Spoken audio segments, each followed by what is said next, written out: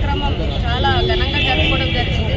దానికి ముఖ్య అతిథులుగా సామా వెంకటరెడ్డి గారు, బాలారి శ్రీకాంత్ గారు, బాలారి గారు, సంగారెడ్డి గారు, మల్లేష్ గారు, రాజు గారు, గణేష్ గారు, రామకృష్ణరావు గారు, కిరణ్ యాదవ్ గారు, అల్లావుద్దీన్ గారు అందరూ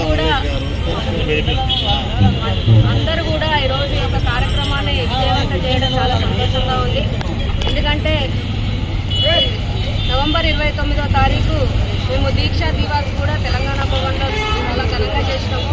11 రోజుల దీక్ష తర్వాత ఈరోజు తెలంగాణ డిక్లేర్ చేసిన రోజు కేసీఆర్ గారు తన ప్రాణాలని బలంగా పెట్టి ఈరోజు తెలంగాణ రాష్ట్రాన్ని తీసుకురావడానికి ప్రత్యేక పాత్ర వహిస్తారు.